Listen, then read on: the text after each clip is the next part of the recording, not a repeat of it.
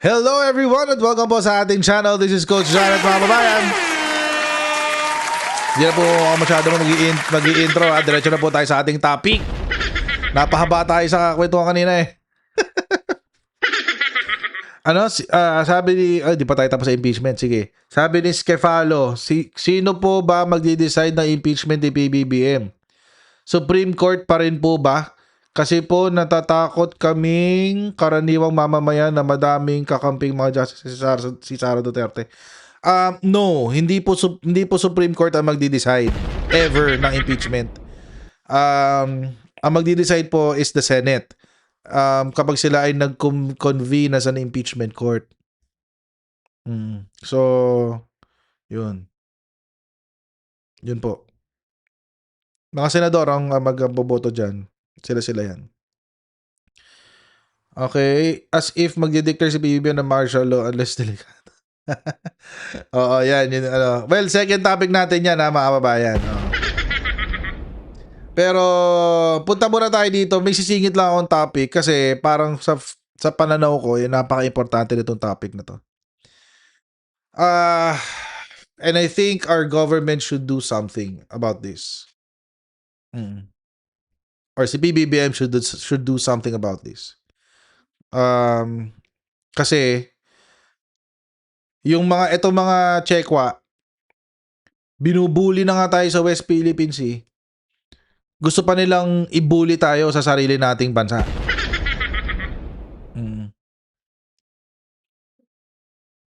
Imagine. Binubuli na nga tayo sa West Philippine Sea, gusto pa nila ibuli tayo sa sarili nating bansa. Ang gusto nila, ipahiya yung ating mga opisyal. Ang gusto nila, ipahiya ang ating mga elected officers, ang ating gobyerno, sa sarili nating bansa using social media. Bakit? Ito ang sinabi ng Chinese Embassy.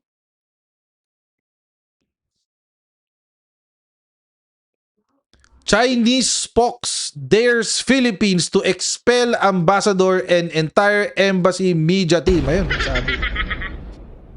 I dare you! Naghamon, guys. Naghamon ang China.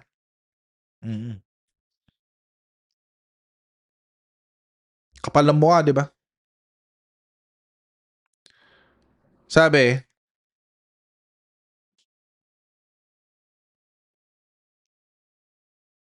ayan. Instead of taking action against Go, senators could simply declare Ambassador Jing Quan persona non grata. That would be the most straightforward approach. Ito yung dahil sa sinabi ni SP na gusto ron lang i-declare na persona non grata yung Chinese ambassador. As ambassador, he bears responsibility for all words and actions of the Chinese embassy, sabi niya. Sabi pa niya, if we were to receive such notice from President Marcos, he would depart immediately, but he would do so with immense pride and honor, knowing that through his actions he had fulfilled the firm commitment a Chinese diplomat makes to his country. Yan, di ba? If anyone intends to declare any Chinese diplomat persona non grata, please do include myself and the entire 12-member media affairs and public diplomacy team. As a team, we stay or live together. Ayun, Diba? Tapos, nagbanta pa sila. Magpapatuloy daw sila. Oo. Kahit daw isa na sila, magpapatuloy sila. Wala nang problema yun. Hindi magbakbakan, magbardagulan tayo sa social media. Walang problema yan. Bardagulan tayo sa social media. Kaya-kaya ng Pilipino yan. Sanay tayo sa ganyan eh. Batak tayo sa ganyan. Caring-carry lang yan. Oo. Naghamon pa. Oo. Ngayon, mga kababayan, dito ako medyo na-disappoint sa anggulo na to. Nagsalita ng ganyan yung Chinese Embassy, di ba? Ito sabi ng DFA natin. Sa Cebu. Sa gitna yan ng tumitinding tensyon sa Manila at Beijing dahil sa mga panawagang patalsikin ang mga Chinese diplomat, kabilang si Chinese Ambassador Jing Shuin. May report ang aming lead news correspondent na si Tristan Nodalo mula Cebu. Tristan, unahin natin yung persona non grata laban sa Chinese diplomats. Ano ang posisyon dito ng gobyerno? Medyo nagbabala ang Department of Foreign Affairs na isang mabigat na diplomatic action ang pagdedeklarang persona non grata sa mga Chinese diplomat para mapatalsik ang mga ito sa bansa. Sa isang pahayag na ipinadala ng DFA sa Malacanang, sinabi ng ahensya na mabigat ang maaaring maging kapalit ng gagawing diplomatic action tulad ng mga countermeasure na maaaring gawin ng Beijing, lalo na kung hindi ito paghahandaan. Matatandang ilang mambabatas mula sa Senado at Kamara ang nagtutulak na palitan ng ilang mga opisyal ng Chinese Embassy matapos ang mga naging palitan ng pahayag sa pagitan ng Chinese Embassy at ilang mga opisyal ng gobyerno. Una ring idineklara ng munisipalidad ng Kalayaan sa Palawan na persona non grata si Ambassador Jing Shuin. While it is within the remit of the DFA, such an action is an option of last resort, second only to downgrading of relations when diplomatic relations with a certain country has seriously fractured that no intervening remedy can stabilize the interaction and engagement. It also carries tremendous implications moving forward, such as reciprocal action or other countermeasures. Dagdag pa ng Malacanang, nakarating na kay Pangulong Bongbong Marcos ang girian sa pagitan ng Philippine at Chinese officials, pero naniniwala ang palasyo na kailangang maghinay-hinay bago gumawa ng anumang hakbang na may malawak at pangmatagalang epekto sa bansa. Nakasaad sa Article 9 ng Vienna Convention on Diplomatic Relations na maaaring ideklarang persona non grata o hindi welcome ang sinumang ambassador o diplomat ng isang bansa anumang oras at kahit walang paliwanag. Ilan sa mga posibleng epekto ng pagpapatalsik sa isang diplomat ay ang gantihan o retaliatory actions mula sa isa pang bansa, pagkasira ng diplomatic relations lalo na pagdating sa trade o kalakalan. Sa kaso ng Beijing, China ang nananatiling pinakamalaking trading partner ng Pilipinas. Maaari ring magkaroon ng global effect kung saan pumapanig o magkampihan ang mga bansa. Nagsagawa ng press briefing si Foreign Affairs Secretary Teresa Lazaro dito sa Cebu matapos ang ASEAN Foreign Ministers Retreat kung saan sinabi niyang pinag-usapan ng mga foreign ministers ng Southeast Asia ang iba't ibang mga issue sa rehiyon kabilang na ang South China Sea. Itinutulak ng Pilipinas bilang ASEAN Chair ang pagtatapos ng South China Sea Code of Conduct na siyang nakikitang solusyon ng regional bloc para matapos ang mga gusot sa karagatan. Pakinggan natin ang naging pahayag ni Secretary Lazaro. The Code of Conduct in the South China Sea. We will endeavor to conclude the negotiations Anyway. of an effective and Sorry, substantive code of sorry, I cannot, I don't, hindi ko matiis eh. Hindi ko matiis hindi sabihin to. Alam niyo mga kababayan, kung hindi gagalaw ang government dito, kahit man lang kahit ipatawag man lang sa Malacanang, marami na may ibang paraan eh. Hindi naman kailangan persona non grata agad. Pero pwede naman silang warningan ng Malacanang, pwede silang pagsabihan, pwede silang kausapin.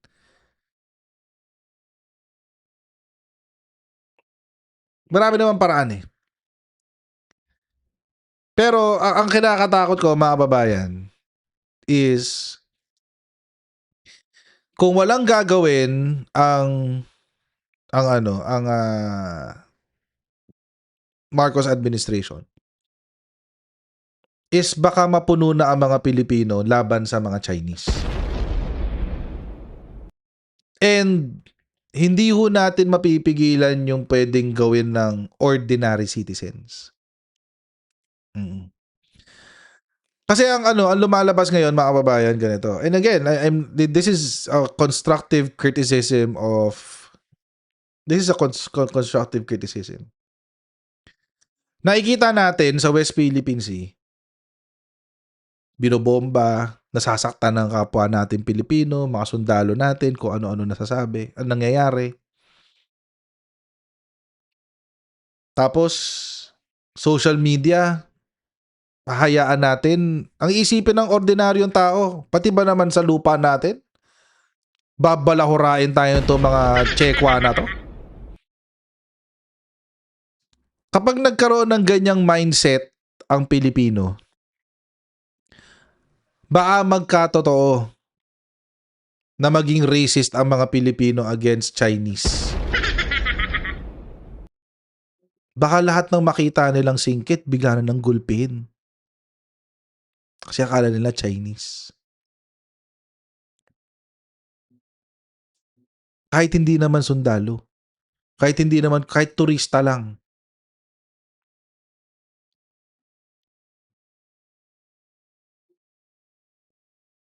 Delikado yan. Delikado yan.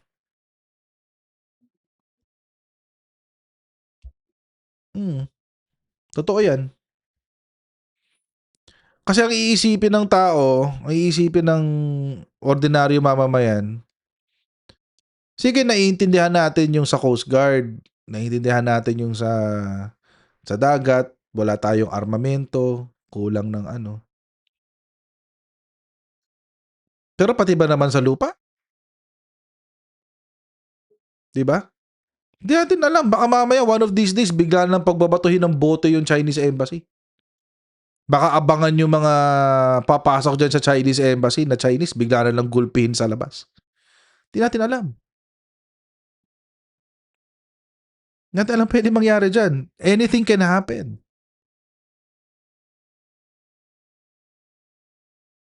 Kaya si the Marcos government should be very sensitive kapag pag dito sa nangyayari na to. Kasi pag ang citizen ang gumalaw, wala tayong magagawa. Alam niyo, recently may nakita ako dito sa malapit sa amin. Malaman niyo saan ako nakatira eh.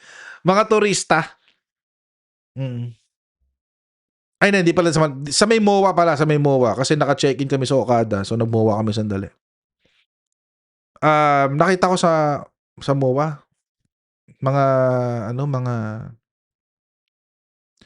Chinese. Pero may suot silang t-shirt. Ano yung suot nilang t-shirt? We are Taiwanese. Please don't mistake us for PRC. Nakasulat sa t-shirt nila. Nakasulat sa likod tsaka sa harap. We are Taiwanese. Nasa likod tsaka sa harap. Natakot siguro. Doon yung kasagsagan nung nagbobombahan sa West Philippines eh. Kasagsagan yun nun. So, diba? Paano kapag hindi na turista lang or nandito lang for business? We don't know, diba? So, naka-t-shirt sila. Please don't, parang something, please know we are Taiwanese. We are not PRC. Parang ganun. So, hindi natin mapipigilan yun.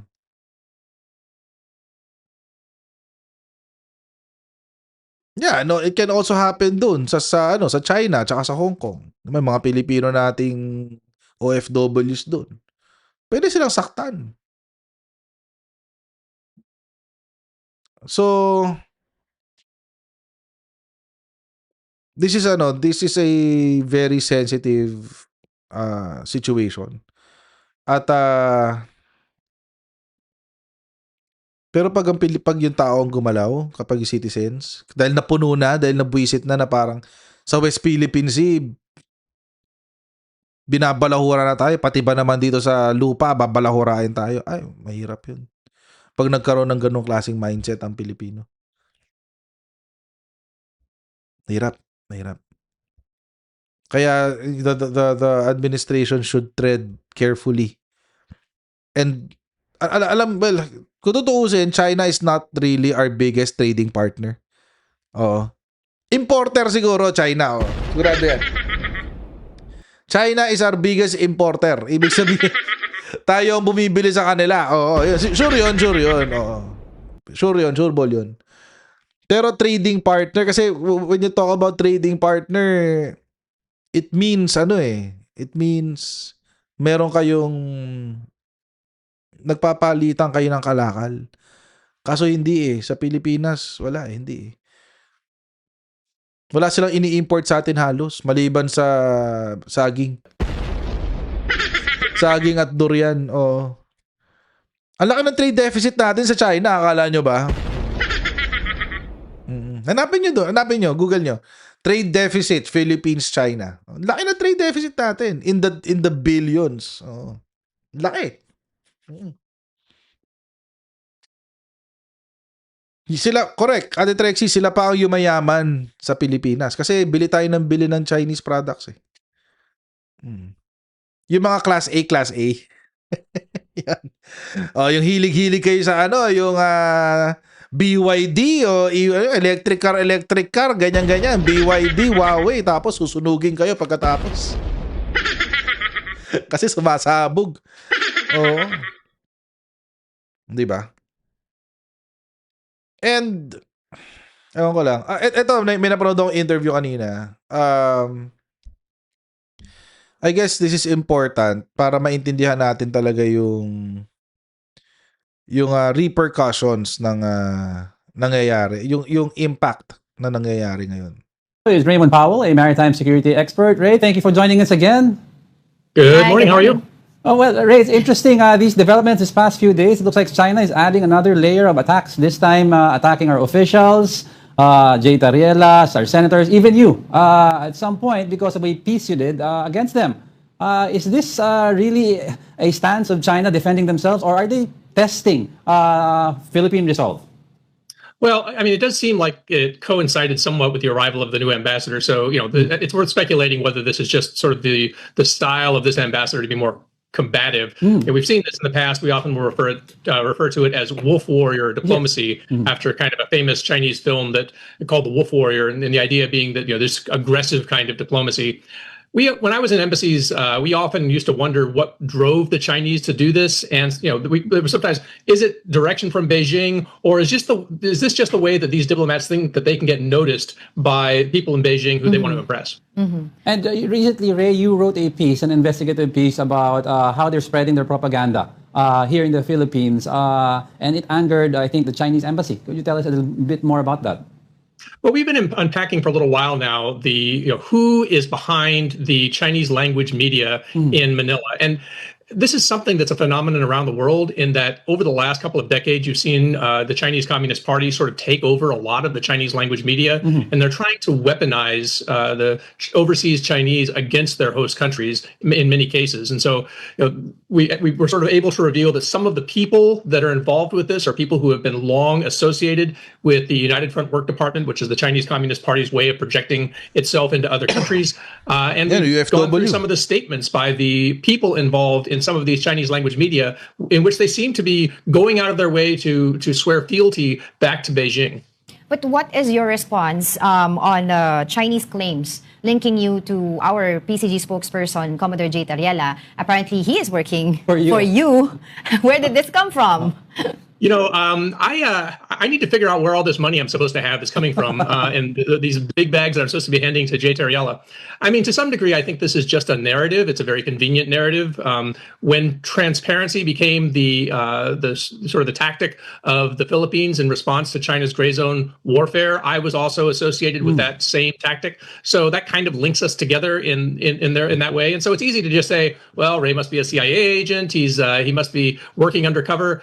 And I often will say, if I'm a CIA agent, I'm like the dumbest one ever because you're not supposed to have a big social media account and go on television all the time as a spy. I don't think. And Ray, do we expect now? I mean, moving forward, it's like they're attacking everyone. They're going to ramp up their social media presence here in the Philippines and other media outlets. Yeah, that seems to be their current line of attack, is to use social media very heavily. And of course, the Philippines is a very online country. It's a very Facebook country, a very YouTube country, a very TikTok country. So that's probably, they're going to use your open society against you, knowing that you can't strike back because you can't leverage because in their closed society, the Philippines can't go on the counterattack in the same way. So how then, Ray, does this weaken, the arbitral ruling that we're holding on to in terms of how the society will react? Because a lot of Filipinos will simply say, well, we have this ruling, but China's not respecting it. And other countries will see, well, China's not respecting it. Why should we respect any ruling that we may have in the future? Yeah, so that is the tactic, right? What it is to be very belligerent and scare everybody off of your defense, right? So if you've got a schoolyard bully and he wants to throw his weight around, then you threaten everybody. And if one person stands up and he beats that person up, then everybody else says, well, I don't want any part of that. So that is the tactic. And, the response, I think, that the Philippines has shown over a period of 3 years, it has been pretty remarkably restrained. And I think it's got the Philippines a lot of international credibility. Well, as a harassment at sea continues, some of our officials here in the Philippines urge silence, no, in the name of diplomacy. What do you have to say to that? Well, so I think that diplomacy has to be smart and measured, and I think all of that is good. I think, though, that the understanding that what China is essentially trying to do is shout you down, right? Is trying to make it so that anything that you say is treated as this horrible provocation, but anything that they say is just fine. And again, that's just the tactic of a bully. It's, we saw this in Japan, right? Where the Japanese prime minister made some very reasonable remarks about what an invasion of Taiwan would mean for Japan. And all of a sudden you saw this consul general in Osaka come out and talk about cutting off her dirty neck. Yeah. And that guy still has a job, right? That would be the kind of thing that any other country would say, let's pull that person back home. And the fact that he hasn't been declared persona non grata by the Japanese and that they haven't recalled him tells you a lot about how China is doing diplomacy. And, well, of course, the sending of this new envoy to the Philippines coming from the U.S. nonetheless is also a signal that they're sending in their big guns to Philippine territory. So do you think silence at this point will cut it for us, or do we need to level up? Maybe declare somebody persona non grata? Well, I think that's a tactical decision I'll leave up to the president. I think that if Prime Minister Takaichi in Japan, whose neck was supposed to be cut off, decides not to declare the Osaka consul PNG, it's probably not out of bounds for the Philippines to show even more patience.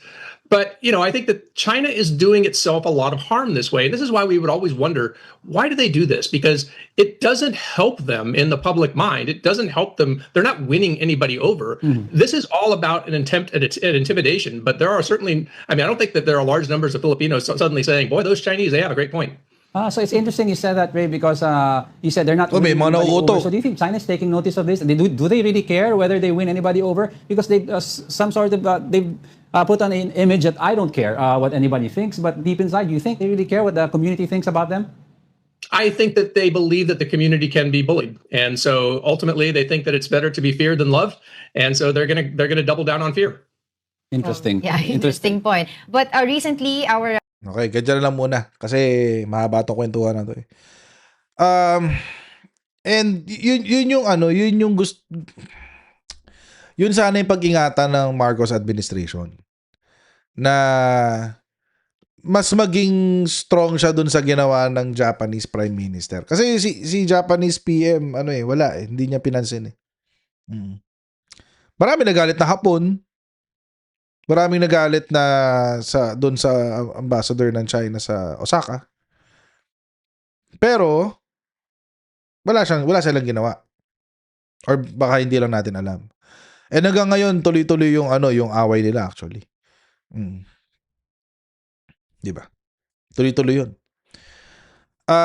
Pero that's expected of the Japanese culture. Kasi di ba sila, yung mga Hapon, hindi naman sila confrontational eh. Expected na yun. Pero tayo mga Pilipino, mapagpasensya tayo, pero mapagpasensya tayo, pero hindi naman tayo, mayabang din tayo eh. Di ba? Tayo mga Pilipino. Mapagpasensya tayo, pero mayabang din. Oo. So, I don't think the same thing will happen dito sa issue na to ng China, tsaka yung paghahamon niya, natanggalin sila sa Pilipinas. I don't think tatanggalin sila. Pero, feeling ko may gagawin ng Marcos administration. Hindi nila papabayaan na ganyan yan. Kasi nga, baka isipin ng mga Pilipino sa Marcos admin na baka weak talaga ang isipin. Kasi, sa dagat, hindi na nga lumalaban. Tapos dito pa sa sarili nating basa, hindi lumalaban. Ano ba naman yun? Di ba? Huwag naman ganun. Pero, mas maganda, lalo na meron tayo dito mga viewers, no? Meron naman tayong konting reach, may mga nakakarinig naman sa atin. Try niyong bisitahin yung yung Facebook page ng Chinese Embassy. Bombahin nyo, guys. Bombahin nyo ng mga bombahin nyo ng mga tungkol sa West Philippine Sea. Tapos yung mga komenta nyo, lumayas kayo, ganyan-ganyan. May ginawa ako nung nakaraan, di ba? May ginawa ako nung nakaraan. Kumuha ako ng Google Translate. Google Translate ko, screw you, China. Tapos pinost ko sa page ko. Next time gagawin ko yun, ipopost ko dun sa page nila mismo. Correct. Kaya picture ni Winnie the Pooh, di ba? BJ Cans. Tama ka dyan. Oo, gawin nyo yun. Iparamdam nyo sa kanila yung galit ng mga Pilipino. Pero huwag nyo sasaktan, ha? Huwag nyo sasaktan sa personal. Hanggang dun lang, hanggang social media lang. Total naman, mga kababayan, ang gusto nilang gawin, kontrolin ang social media ng Pilipinas. Di ba? O di labanan natin sa social media. Kaya natin yun, guys. Batak tayo dyan. Di ba? Batak tayo dyan, guys. Bombahin nyo kung paano kayo nakikipagbardagulan sa mga DDS. Ganon din gawin nyo sa page ng Chinese Embassy. Oo. Di ba? Ayan na. Ayan na yung link, nilagay na ni Ate Trex yung link ng Chinese Embassy, I-troll nyo lahat, guys. Oo. Labanan nyo lahat ang sinasabi nila. Padala nyo ng lahat ng memes si Xi Jinping na mukhang tanga si Xi Jinping. Lagay nyo lahat dun. Bahala kayo. Di ba? Iparamdam nyo sa kanila. Kasi alam nyo, mga kababayan, yung sa West Philippine Sea, gets natin yun. Wala tayong makinarya para lumaban sa West Philippine Sea. Gets natin yun. Pero, social media, mundo natin to, guys. This is our domain. Domain expansion to. Mundo natin to, guys. Hindi natin pwedeng payaan ng Chinese Embassy na mamayagpag sa social media ng Pilipinas. Hindi pwede. Cannot be. Gulpihin nyo sa social media, guys. Bombahin nyo ng mga iba't ibang memes. Para matahimik ang mga yan. Yung mga sinasabi nyo sa Tagalog, di ba may gusto ko yung sabihin. Di nyo masabi ng English. Okay lang yun. Type nyo ng Tagalog. Punta kayong Google Translate. Punta kayong Google Translate. Type nyo ng Tagalog. Itatranslate nyo yun into Mandarin or Chinese or whatever. May mamimili ka pa. Traditional Mandarin or regular, parang modern Mandarin. Something. Mamimili ka pa. Pagkakuha mo nun, i-comment nyo doon sa Chinese Embassy. Oo. Comment nyo doon sa Chinese Embassy. Mababasa nila yun. Yung mga DDS, hindi nila mababasa yun kasi bobo sila. Pero yung mga Chinese na magbabasa nun, maiintindihan yun. So, yun. Ganun ha.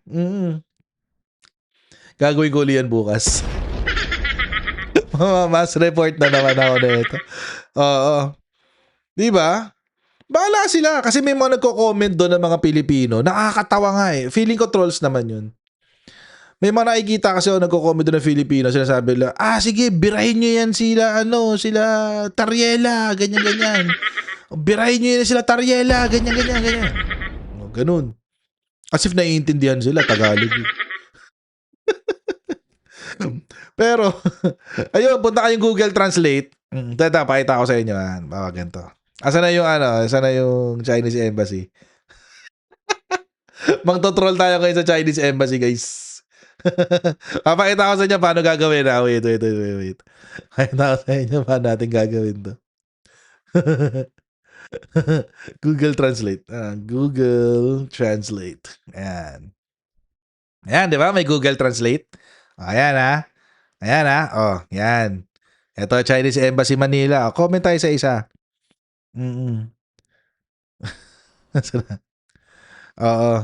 Chinese Embassy. Ayan. Ito, 2 hours ago. Ayan.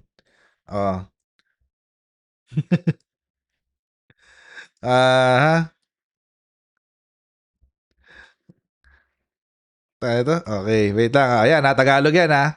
O, may coding English. Yan. O, di ba? Ganyan, di ba? Okay. Click nyo to. Tapos, piliin nyo yung Chinese. Saan na yung Chinese?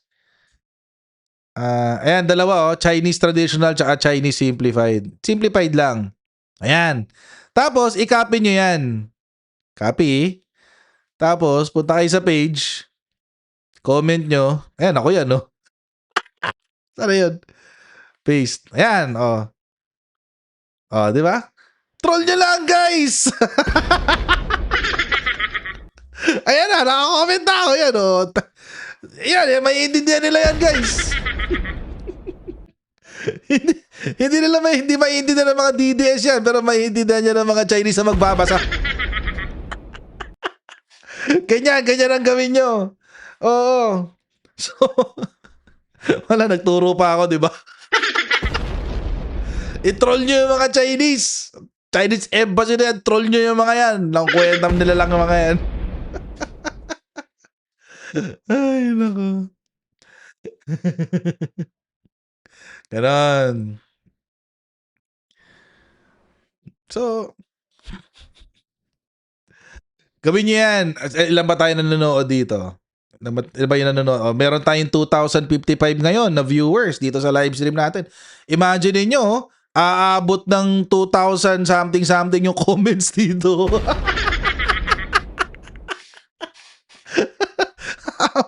aabot ng 2,000 comments sa isang post, di ba? Oo. Mamamas report na naman daw ako, sabi ni Dens Esquire. Ganun talaga. Oo. Kaya yun. Okay lang yun. Ano problema dun? Di ba? Kahit anong gusto nyo sabihin, kahit murahin nyo, bahala kayo. Hindi ko lang pwedeng sabihin yung mura dito kasi syempre.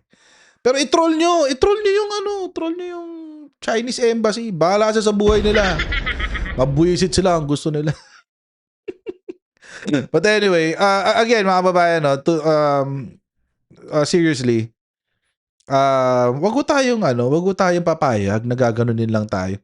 Mundo na natin yung social media, guys. Mundo na natin yan. That's our domain. Gamitin na natin ang ating domain expansion. Sa mga nanonood ng Jujutsu Kaisen. Domain expansion. Social media trolling. Yan.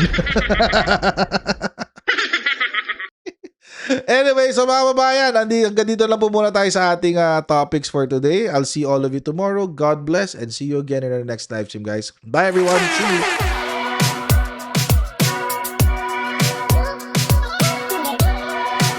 Ganun. Natin gawing tanga mga Pilipino.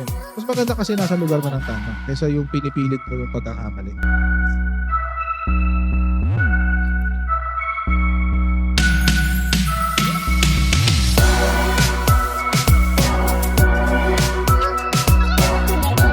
Are they willing to go that far? Hindi nakakalimutan ng Pilipino yan hanggat di nasasagot. Sino ngayon nagsasabi ng totoo?